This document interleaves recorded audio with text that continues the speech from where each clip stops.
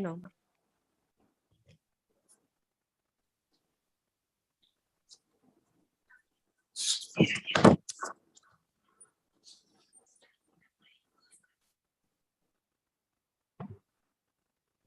Ma'am, we are live. Ma'am, we are live now. Yeah, thank you, Nidhi. Shall we start, sir, now? Or we wait for 2 minutes for all of them to join, sir? Sure.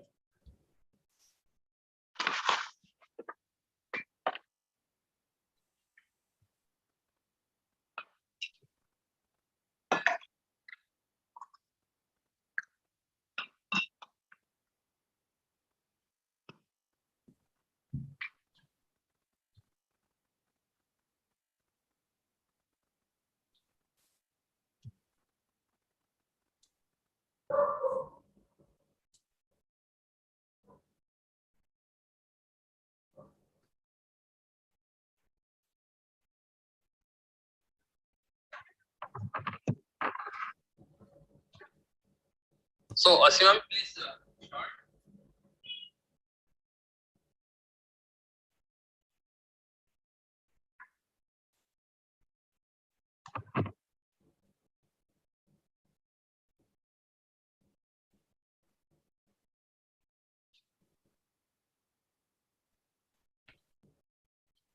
The number is gradually increasing.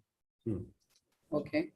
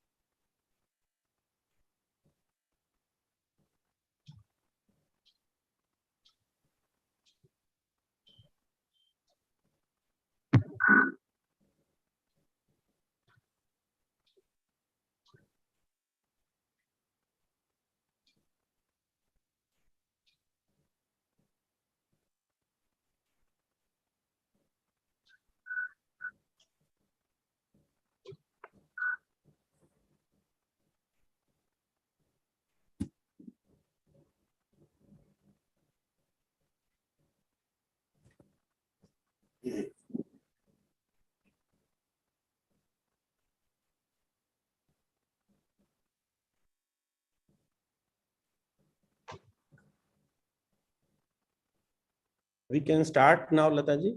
Yes, sir. Okay, sir. A very good evening to all of you.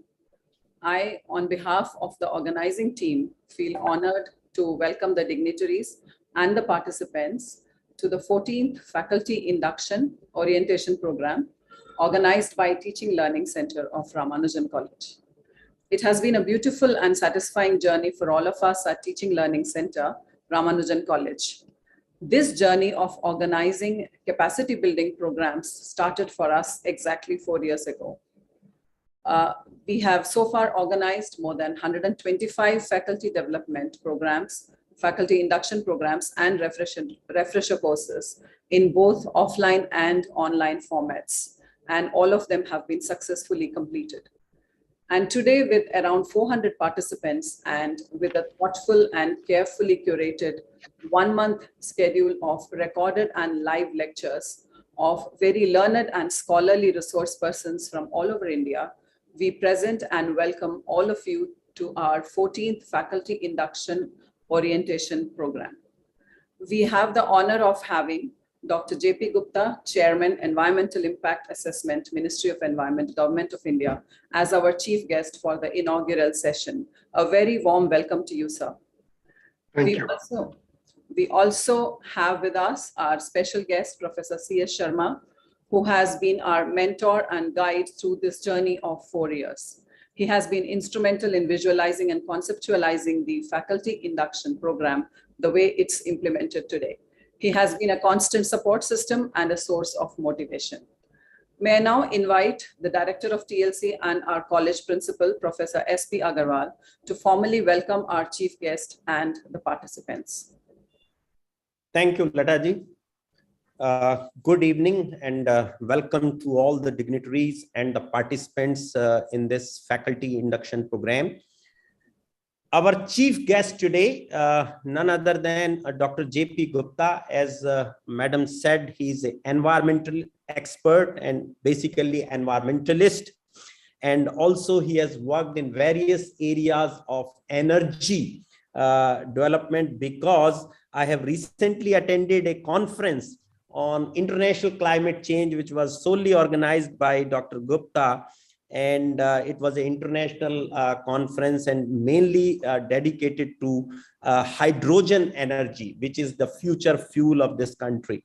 So, you will know why we have chosen him to be the inaugurating this program as well as speak to you, because this is a program which is, for newly inducted faculty and the faculties who are, abreasting themselves with new things. So, besides talking about the traditional things which we talk in these programs, we also talk on environment, sustainability, gender issues. So various topics which we include for the benefit of our teachers, so that ultimately they reach to the students. So that is why he is here. My colleague and friend, Professor Sharma, who is one of the mentors and a guiding force for all these programs, as Dr. Lata said, Professor Lata, who will be organizing this program, and Dr. Samantha, my colleague, and Dr. Shruti, and all other colleagues who are present, and all our participants who are key to us, because without them, we would have not been here, and they are so confident about our programs that they always join in large numbers. So once again, I welcome all of you to this 1-month faculty induction program, which is starting today and will continue till 16th of October. Well, I will not speak much on the subject, but briefly I can give you the background about the college, the scheme, and which I always talk, and also about a little bit about new education policy and how we are integrating these programs with new education policy. Well, as regards college is a Delhi University maintained 100% funded institution. And we mainly concentrate into 3 areas: mathematical sciences, humanities, and social sciences, commerce, and management. That is the programs, and we are running about 15 programs, and also we do 2 programs in vocational courses. We have about 120 faculty members and 3,000 students. Besides that, we have 10 advanced centers of research, because our focus is on research and publications. And we have 2 in-house journals. One is a UGC Care listed journal. So another, thing which, as Lata said, that we organize these faculty induction program or the capacity building programs for the last 4 years under this scheme of Pandit Madan Mohan Malviya National Mission for Teachers and Teaching. And this is a mission which this college has taken. And this mission we are achieving, since 2017. And in the sense that this is one of the best performing centers as regards higher education, because there are few IITs also involved in this, central universities involved in this. But one of the IIT Kanpur is much more involved in school teachers, but we are concentrating into higher education teachers, and we have already reached 120,000. And this we do through our own EDX portal, which we developed in-house. And now we also have our own private cloud on which we will host this EDX portal. Up till now, we were using the AWS services. Now, why I'm telling you so that, see, the technology has made the things so simpler that at one point of time, we can handle 1,000, 10,000, 15,000, 20,000 teachers, because technology has come to our aid. And it is very easier for teachers while doing their own work, they can attend these training programs, because earlier, they had to take leave from their institution, come here to attend, and hardly any principal or vice chancellor were allowing their faculty to go for these programs.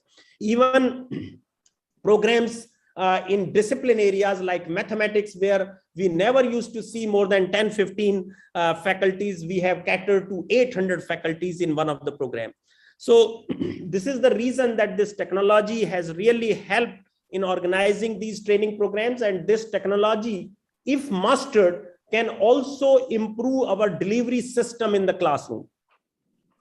Now, as regards, the new education policy 2020, which is, in place for last 1 year, of course, nothing much has been done. But if you read that policy fully, I urge upon each and every teacher, please go through it, because there are only 32-33 pages for higher education, but you should integrate it with the school education also. That is important. Now, what is there and how technology can be blended into teaching, that is the key role of new education policy. Because recently there is a document on blended learning where it says 60% offline, 40% online. And similarly, not only that, the new education policy, besides the structure is one thing, that can be 4:1 or 4+1 or 3+2. That is not material. Material is the course content, the pedagogy, the technology, the research and skill components. These are important things. Now, why I'm saying so, that most of the time as a teacher or as a professor in the university, we believe that our job is to just teach concepts rather than application. So concept is fine. I agree that concept is important, but that is also the job of our teaching faculty, that we should teach the skills and the application for applying those concepts, because industry need people who are skill oriented, who are application oriented. They don't need journalists, otherwise we are of no use to our students. So this is very, very important, and technology can really be an aid in this direction. So I once again urge upon all the teaching community that first of all, you master the technology, know the newer concept in the technology, because there are a lot of new concepts which can be introduced in the classroom. I'm not going into that. And also the key component is that we should change the pedagogy using the technology in such a way that it becomes very friendly and students get an interest in day-to-day learning and teaching. That is also very, very important. Now, another important thing which I always speak to in such programs, that, basically we should have some basic skills as a teacher, inherent skills, which we call them, but it is not possible because today large number of teachers are required. So we need to master those skills. Number one, the communication, very, very important. 4 C's, I always say.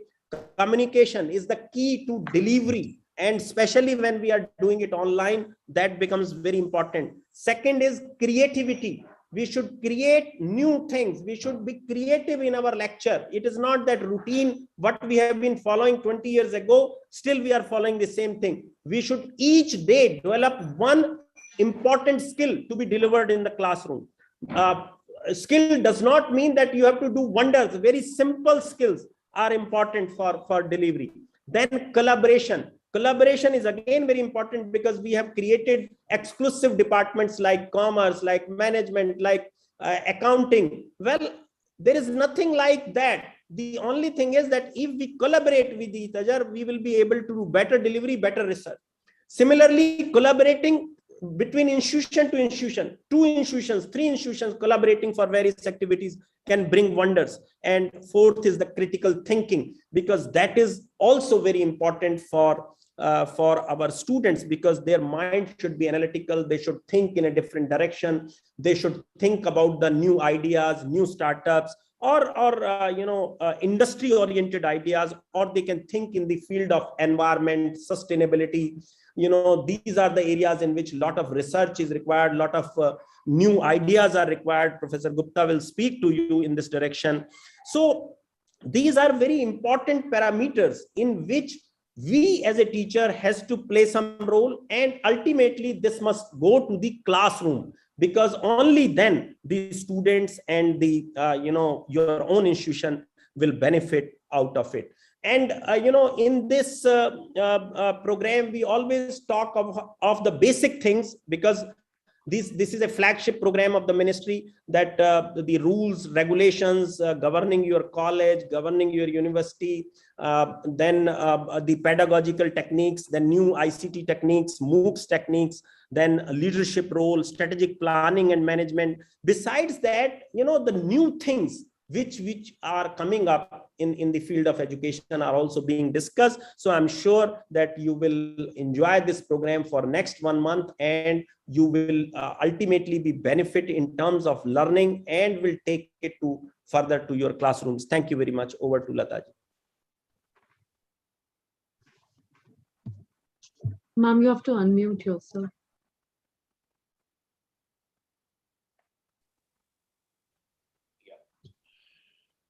Yeah, thank you, sir. Thank you for these inspiring words of wisdom. I would also like to add, sir, our first online induction program in 2020 had more than 6,000 participants. So this was also one important achievement. We have trained more than 15,000 participants just for these FIPs, faculty induction programs. May I now invite our special guest, Professor C.S. Sharma from Shriram College of Commerce, to address the participants so that they are familiar with the concept of this online induction program. Over to you, sir. Professor S.P. Agarwal, Dr. Jp Gupta, Dr. K. Lata, Dr. Nimale Samanta, Dr. Nidhi Shruti Jain, and other members of the team at Ramanujan College, and dear participants. Ramanujan College has been one of the most active institutes in the country, which has been delivering faculty development programs and induction programs over the last few years in a highly enthusiastic manner. And the best thing about these programs is that they have been very, very innovative, and they have been instrumental in modifying and changing the attitudes of those who have attended them seriously. Now, as far as the induction programs are concerned, dear friends, induction means that you are actually brought within the folds of the cultural values and norms of the organization or the profession that you are joining. It is your induction means your involvement, your incorporation within the ethos of academics and teaching and learning. Now, fundamentally, any induction program should be focusing on what we call the role of teachers in the institutions that they join, and also the role of teachers outside the institutions that they join. That is to say, induction actually is learning how to function successfully within the organizations and outside the organizations. Now, basically, we can say that the induction programs should be focusing on three major areas. First is to give you an orientation, an attitudinal inclination towards what roles you have to perform. And as teachers, we have to perform three very, very important roles. First role is obvious, that is very clear, that is dissemination of knowledge, imparting knowledge, teaching, which means pedagogy. And second part is creation of knowledge, which means innovation and research. That is advancing the frontiers of knowledge. That is why the teachers in institutions of higher education are not known as teachers, they are known as professors. Whether you are assistant professor or associate professor or senior professor, essentially you are a professor who has capacity, ability, inclination, and attitude to profess, to say something that would have eternal value, my dear friends. Very important factor. And the third aspect is the administrative aspect, carrying on the extracurricular activities, that is one part for the students, and running the administration of the institutions. These are the three things that we have, and you have to be inducted into this three-dimensional role as we teachers generally have. There is one more very important role that we play, and that is managing ourselves also. We need to be inducted for managing ourselves because there are huge pressures on us, huge pressure of creating something new every time for the society through research and for our students by giving them guidance and sometimes becoming part of their life directly or vicariously, indirectly.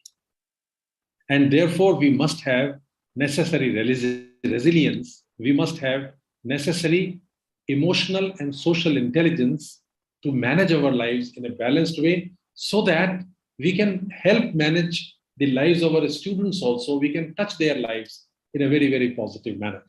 That is, we have to become essentially very, very positive person. So we can say this, therefore, that your induction is your introduction and making you ride the train in which you shall be pursuing and delivering the roles relating to a teacher, a researcher, an administrator, and at the same time, maintaining a positive personality with balanced social and emotional intelligence. Now, during these days that are following, 20-25 days that are following, you will be exposed to all these. And one thing that I see here is that your biggest challenge today, in today's world, is teaching through the internet mode. That is this mode that we are following today. There is no personal touch. Absolutely. And when there is no personal touch, there is no personal bonding. So one of the biggest challenge that we have today is that if we have to maintain the sanctity and sacredness of the relationship, pious relationship of the teacher and taught, that bond must be forged. How can we forge that bond? Through this online mode where we are in the class and we have an opportunity for not being in the class also. On the slightest thing, there are distractions. We have an option to say, mute yourself, mute the instrument, you mute the video, you go away. So now one very big challenge is creating a bond in this environment that we have to think of. And I am talking of the word bond. I am not talking of the word control. We want to control. If we want to teach and we are a committed teacher, I know what committed teachers are. Committed teachers make you learn. They will create an environment in which they will create conditions in which a person who does not want to learn is forced to learn. That is how we define good teachers. We define teachers as teachers with great values. But that is not possible.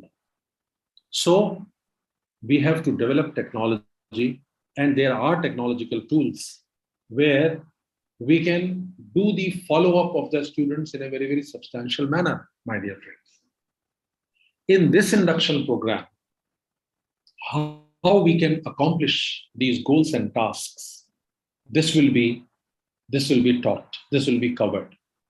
And one very important thing, my dear friends, we teachers directly, indirectly, perform a very, very important role.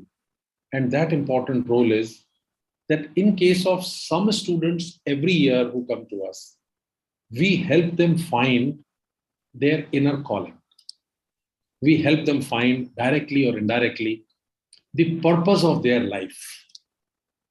Unfortunately, in this mode of teaching, which is through internet, which is distance mode of learning, it is becoming increasingly difficult.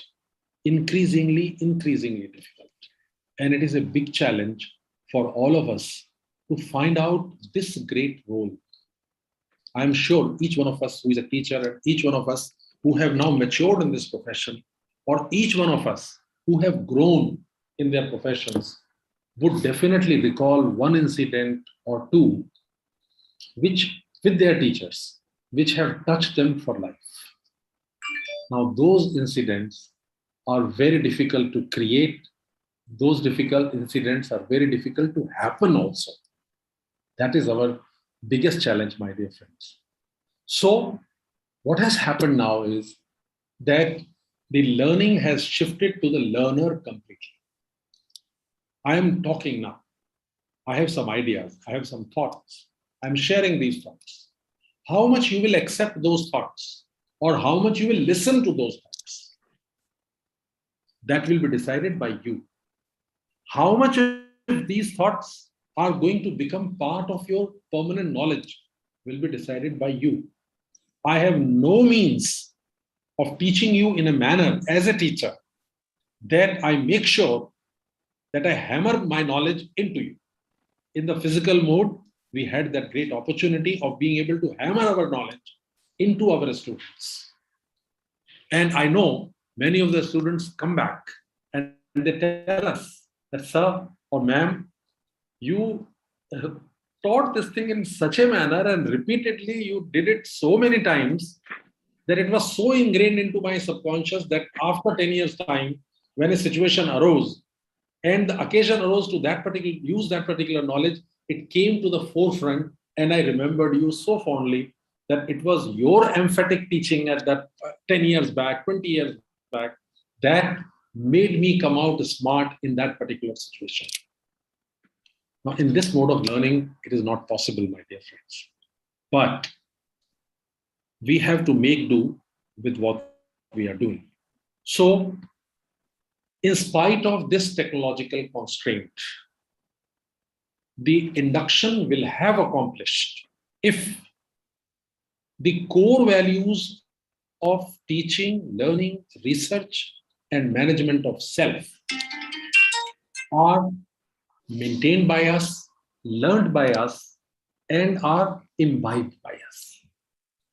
I am sure the kind of schedule that Ramanujan College has prepared this time in a very innovative way, as they have always been doing over the last 4 or 5 years, I'm sure that will go a long way towards inducting all the participants in a very fruitful way in developing the appropriate values for creating research and enhancing critical thinking, developing an emotional bond with the students in the given constraints, and giving them true guidance, apart from creating and building up emotional social intelligence for themselves and eventually becoming good administrators, innovative administrators, and I would say an administrator, educational administrator who is sensitive, very sensitive, who is not really a leader, but a servant leader. A leader who is in the nature of servant, just as servants take care, true servants, just as true servants take care of the aspirations that they're masters. So these leaders truly and sincerely, sensitively, with empathy, love, care, and concern, and truthfulness, take care of the aspirations of their subordinates and interests of stakeholders other than the subordinates.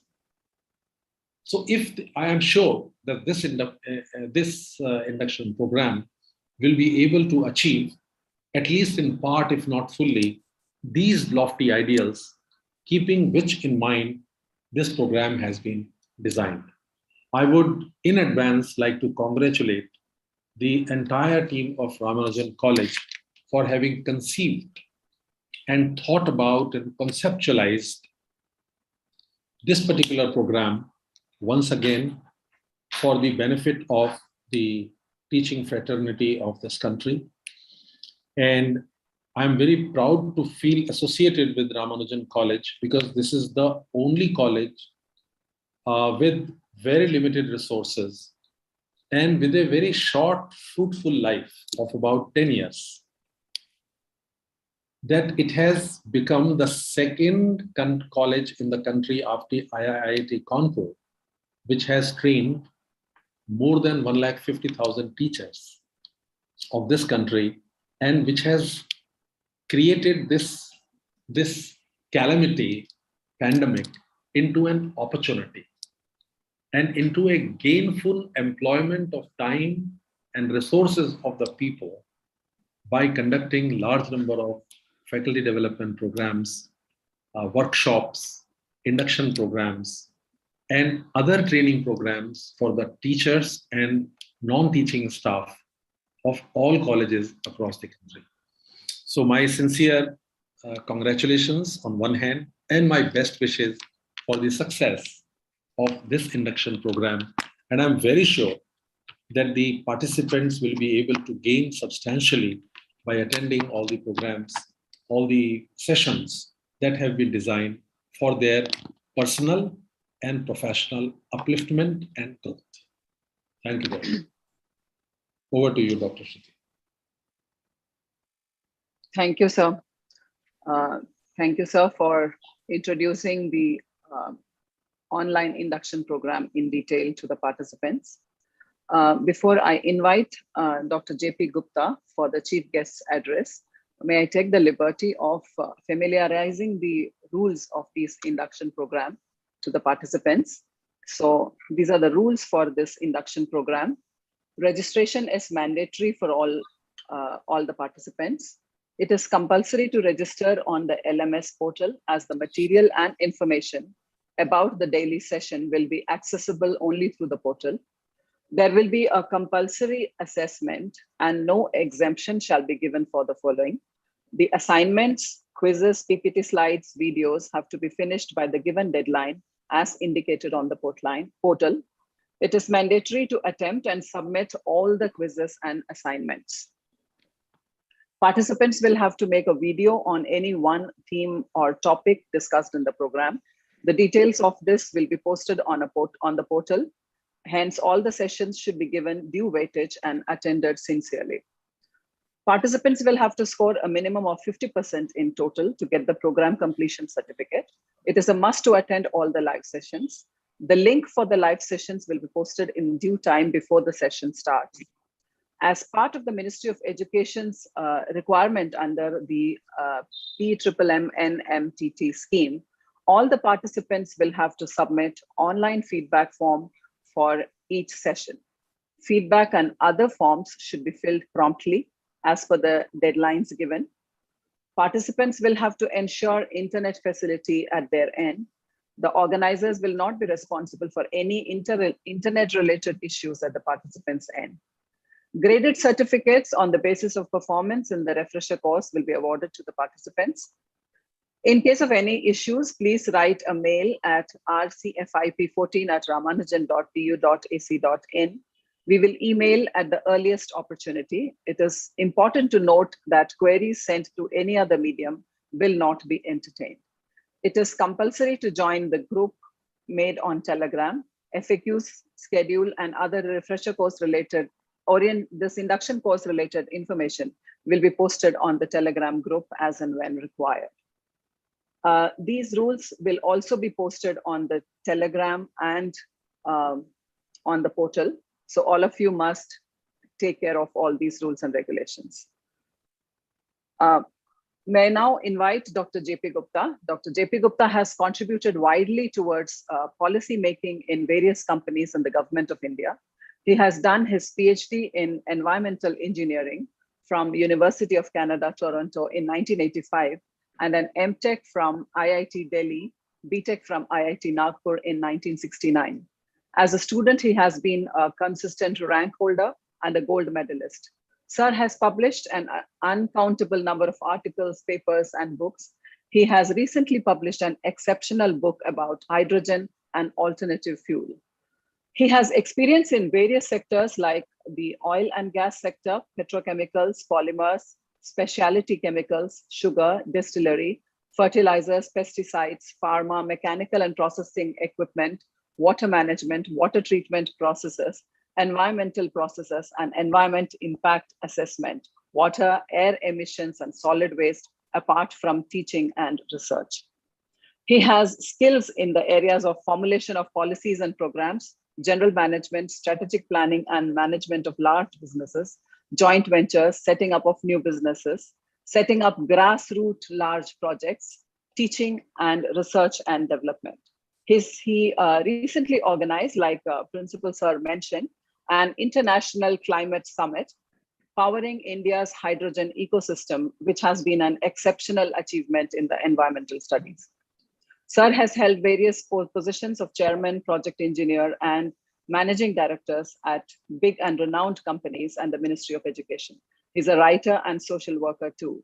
May I now invite Dr. Jp Gupta for the chief guest address. Over to you, sir. Good evening to all of you.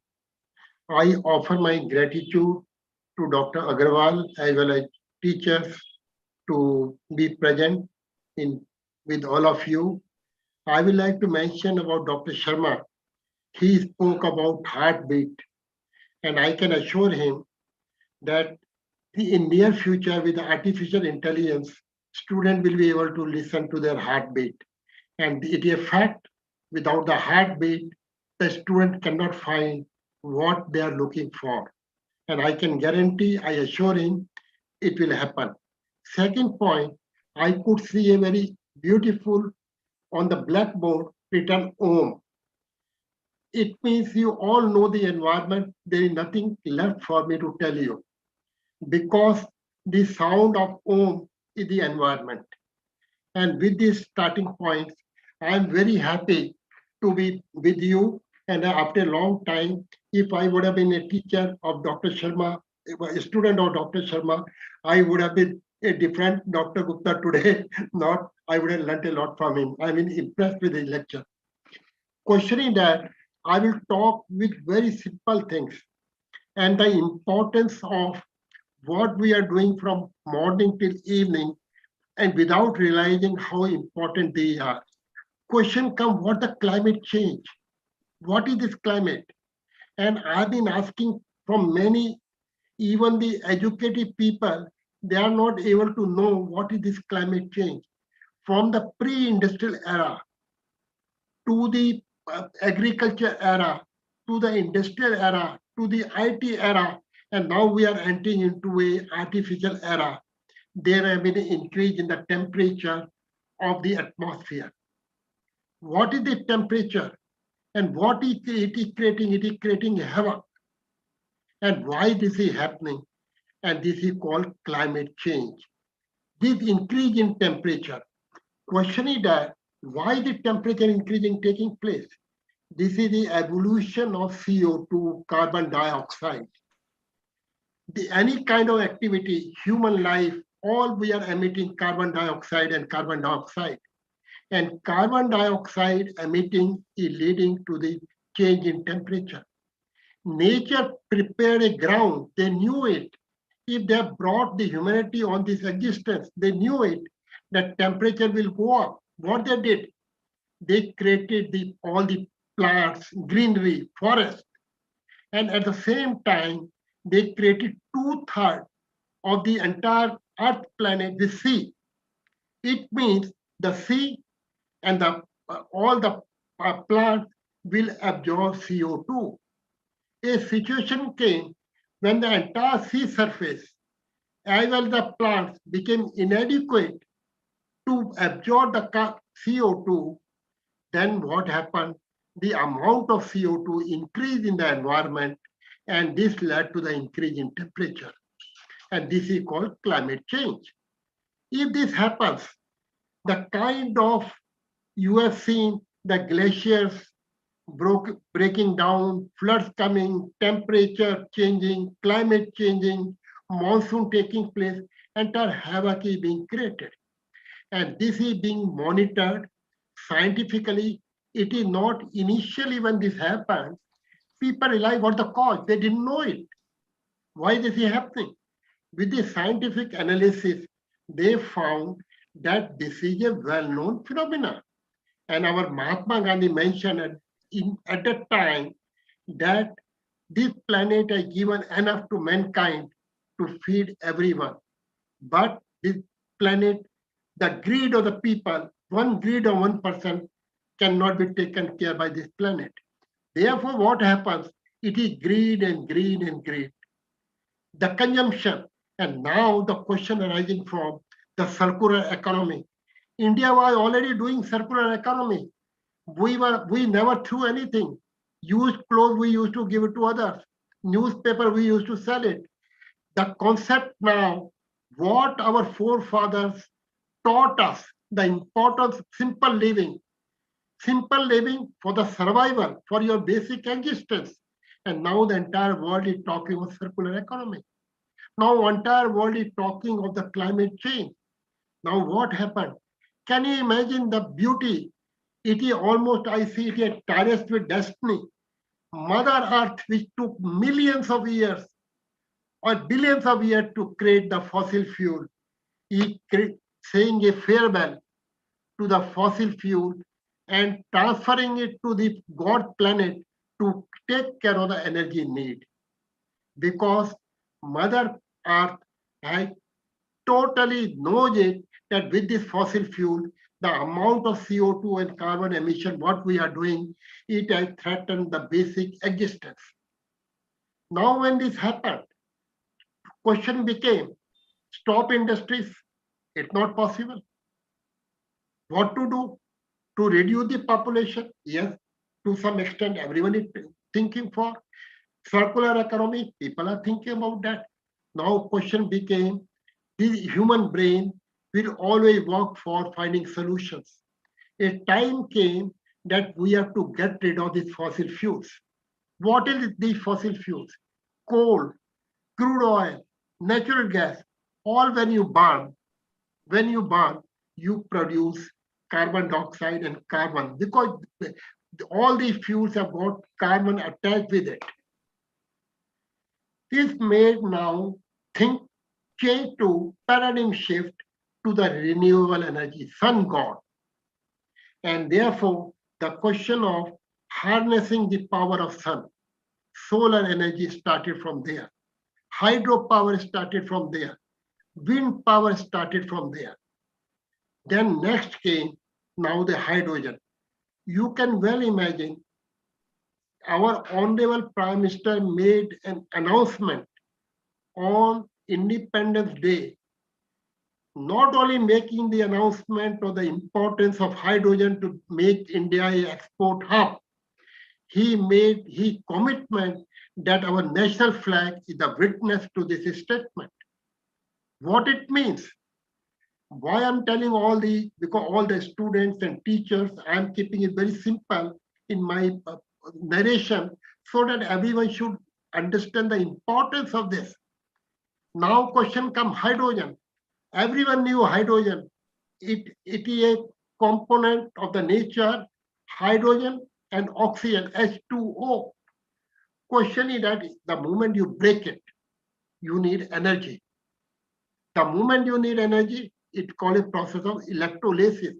Hydrogen is not only made from the electrolysis of water.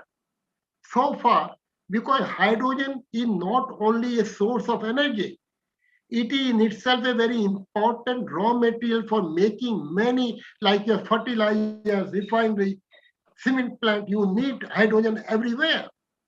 Therefore, beauty of hydrogen is that it is an energy carrier as well as an important raw material. Up till now, we have been meeting the requirement of hydrogen through natural gas steam reforming or fossil fuel. It means we generate hydrogen, but at the same time we emit carbon. Therefore, it's called gray hydrogen. Now we from a gray hydrogen to a blue hydrogen to a brown hydrogen, we have come to green hydrogen. Green hydrogen means where it will not emit at all any carbon or CO2 at all. You have now to capture CO2. If you go for a hydrogen by a conventional route of natural gas steam reforming, you will get out of it CO2. You have to capture it. The moment you capture it, what do you do with it? You have to store somewhere. Therefore, everyone started going for green hydrogen. India is well placed. Nature has now shown that from the Middle East, India is going to be an energy center in future. Our solar energy cost has come down the cheapest in the world. With this kind of strength of India and the atmosphere where sun is available in all the part of the country, and with a large coastal line, we have got the wind power. Wind power, solar power at a very lower cost, we can generate hydrogen, which is pure green hydrogen. Question becomes now, though the attraction on one side that India is well placed to produce green hydrogen at a very, very competitive price. But for the first time, we entire world has been confronted with this kind of a situation where we need electrolyzers, the size of electrolyzer, the scale up at a very reduced cost. And this is a challenge.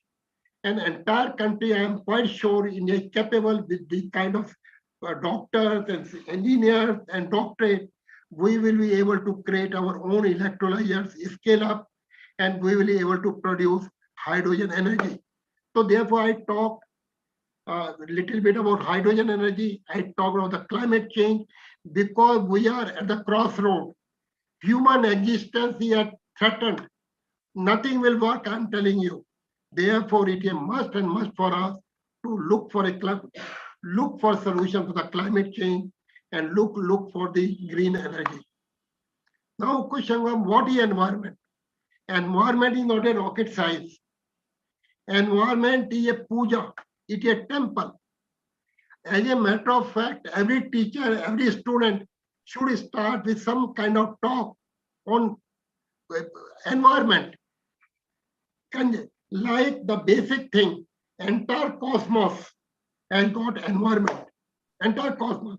But Earth planet has got 5 elements of this Earth planet. You know all 5 elements.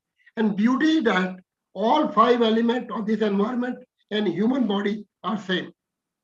And all the 5 elements of this environment has got unique natural laws. Air, 79-21, nitrogen, oxygen. Who gave it? This ratio is coming from millions of years, no change. The moment you try to make a change, you are in difficulty. Water, H2O, Earth, everything, they all, Earth, planet with the elements are governed by the laws of nature.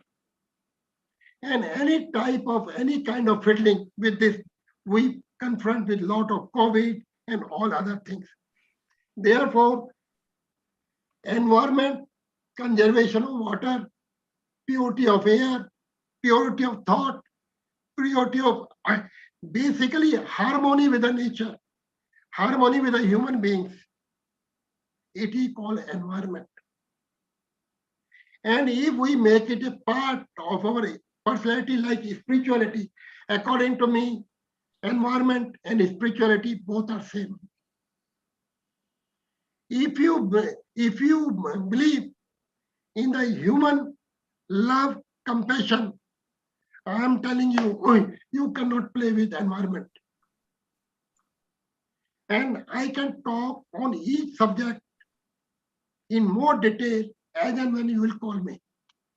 With these few words, I have touched climate change, I have touched hydrogen, I have touched environment, and with these few words, I thank you very much.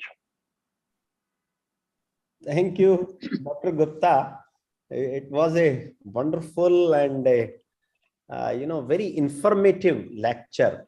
Basically, we could understand what CO2 is, what it is doing on our daily life, and climate change, what it is, because most of us are, in spite of reading everything, are not familiar with these terms. And, the kind of fossil fuel we are using and how the CO2 is creating havoc in our lives. And this is what is important for all of us to know, and also to deliver this to our students, because unless until they know this thing, how they will be able to conserve or protect the environment. So you have talked very broadly on these things, and you are working on green hydrogen and some of the initiatives, sir. Let me tell you that even our college, as a small unit, we have taken, like you said, green. We are all around very green, and we ensure that the pollution levels inside the campus is much lower than outside, in spite we are on the main road. And we produce about 150 kilowatt of solar power, and we are very good in water conservation. We have two kind of units. One is the storing of rainwater, another is recharging of rainwater. And then we have some herbal gardens, and then we have sir, everything recyclable, like green waste, food waste, we recycle. We have own machines, and the rest of the things like e-waste and paper, we give it for recycling to the different units, and we make some revenue out of it. So all these initiatives as a small institution we do take, but this, with these kind of programs, why I'm so keen to integrate the environmentalist, the industrialist, the experienced people, so that this knowledge goes in the classroom. So I think we have, Dr. Agarwal, I would like to talk to two more points. Sir. First of all of us should know that we contain 75% of hydrogen. Yes, sir. Okay. Yes, sir. All human beings, we contain 75% hydrogen. Yes, sir. Second point, you should understand why nature put natural minerals inside the water, whether it is sea water, it is groundwater, all kind of water, it has got natural minerals. And you can see all the people, commercial people, they use RO to remove all the nutrients from this water, and this water become highly dangerous for human consumption. People don't understand, when nature provided some kind of nutrient in the water, what right we have got to purify this water through RO. There are many devices like ultrafiltration and others which can be used, but RO has become a fashion. You take out, with the RO technology, you take out all minerals, it becomes a distilled water, and the moment you drink a distilled water, the minerals or nutrients from your body start flowing. This water start acting as an extracting agent of the minerals. Can you imagine? The other basic fundamental issue should be known to everyone. And we put our RO plant in all the kitchens, and we drink this water without realizing nature provided nutrients in the water, and we take it out. So these are the ways, pure and pure. Therefore, I'm telling you, environment is nothing like a puja. Everyone should love it. Everyone should live with it. It is a subject not to be taught. We are all in nature. We are all in environment. Without environment, we cannot. Beauty of the nature is that all the 5 elements of this earth planet or the environment and human 5 elements are the same and governed by the laws of environment. And this is the entire environment which could be taught. And each and every, from the air to the water to the earth to the fire, everything could be discussed in detail. The was an informative thing I thought to share with you. Very right, sir. And, let me tell you this, these things should be banned. I mean, you talked about RO, even I know this concept. And, recently we are not putting, in the earlier building, we had an RO, but now we have filtration and we supply that water to the students. But students come to me, sir, this is not a RO water, we will not drink it. This kind of problem, these things should be banned, because they are health hazard, basically. I agree with you. Thank you very much, sir. Thank you very much. Over to Lataji. Thank you, sir. Thank you, sir, for enlightening us with the new concepts like green hydrogen and other solutions that you're offering for our environmental issues. Thank you very much, sir. Thank you. With these, sir, we move to the last section of today's inaugural ceremony. That is a word of thanks. On behalf of organizing committee, I thank our chief guest for taking out time from his very busy schedules to be with us in this inaugural ceremony on the virtual platform. So we only wish we could host you in Ramanujan College sometime soon in near future. We also would like you to, we'll take you on a campus tour, sir. We have also done a bit. So we will like to learn more. A big thank you to you, sir. And I will send you my book, which have been jointly authored by Norwegian authors and myself, an Indian author, a book on hydrogen, and I will send it to you for your library. Okay? Yes, sir. Thank you, sir. Thank you, sir. Thank you. A big thank you to you, sir. I also thank our special guest, Professor C.S. Sharma, for being with us today, and also for being our constant source of motivation for performing better and better. Organizing these programs in such large numbers and catering to a huge audience, reaching the unreached from all nooks and corners of this country, and actually contributing in the capacity building of university scholars and teachers would have been just a dream without our principal's vision and enthusiasm. Thank you, sir, for guiding us and making us part of the success story of Teaching Learning Center and Ramanujan College. I'll be failing in my duty if I do not acknowledge the contribution of Program Director, Dr. Nirmalya Samanta, and the organizing team. Special thanks to Dr. Aparajita Mazumdar, Dr. Shruti Jain, Dr. Shikha Sharma, Ms. Shipra Yadav, and Ms. Nidhi Mathur for the meticulous planning of this FIP, more so since all of them have always been multitasking and shouldering various responsibilities in college and at home, and yet all are just a WhatsApp message away for me. Thanks for all the prompt reverts and inputs. Thank you very much. Our technical heads, Dr. Nikhil Rajput and Vipin Rathi, deserve a special mention for the creation of this LMS portal and all the technological inputs you all will witness in this 1 month journey. Working behind the scene, our Media Lab assistant, Mr. Anil, TLC assistants, Akhil, Prashant, and Vinod, too deserve a special mention for working extra hours and ensuring everything is smoothly implemented and records are maintained meticulously. Last but not the least, the 400 around participants who are listening to us on YouTube for joining this induction orientation program and becoming a part of Ramanujan family. I hope and wish you all have an interesting and enriching 1 month journey with us. A big thank you to all of you. Thank you very much, sir. Thank you, Lataji. Thank you very much for organizing the wonderful inaugural function as well as the whole program. Thank you very much. May I now ask Shipra, can you kindly take a pic of this, and Ravi, maybe you can stop the live streaming. If I can request Shikha ma'am and Nidhi ma'am to kindly switch on their camera. That's okay if they are occupied somewhere. Yeah, okay. You can send this report to me. We will get it published. Huh? Yes. Tonight itself, if it is possible. Yes. Yeah. Yes. Thank you, Dr. Gupta. Thank you once again. And we will be troubling Thank you you, sir. again and again because Yes, yeah, sir. because this is a very interesting मैं thing. तो आपके environment में रहता हूं तो कोई मुझे trouble नहीं है. Oh, very good, sir. Very good. That's what we want to integrate you in our system, sir. Thank you very much, sir. हमारी मैडम तो आपकी बहुत तारीफ करती रहती है.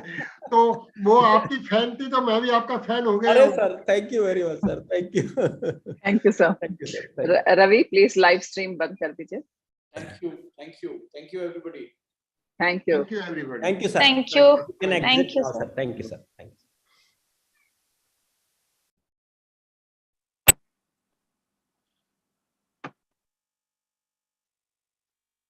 Ma'am, should we? हम अभी भी लाइव है. Ma'am, should हम we? अभी भी live, लाइव so- है. Yeah. So let's leave the meeting. Yeah, but I'll be here till the time live doesn't stop. Otherwise, it's not a good. Okay, so we'll give you company. Yeah, Yeah, not a problem. But why is it not happening? Maybe Nidhi ma'am, I'll call Ravi sir. Huh?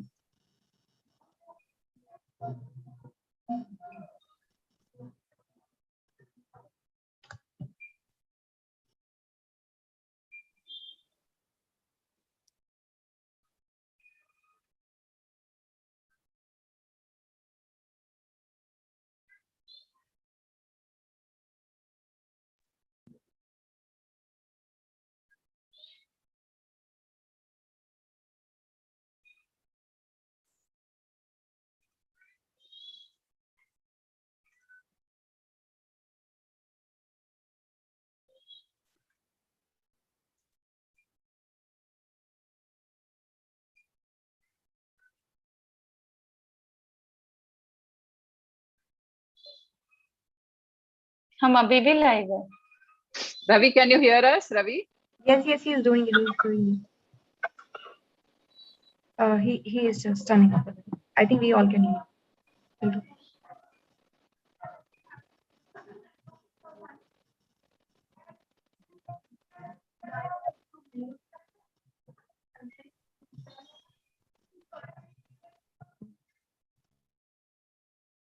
वाह, शिप्रा की शक्ल भी देखो.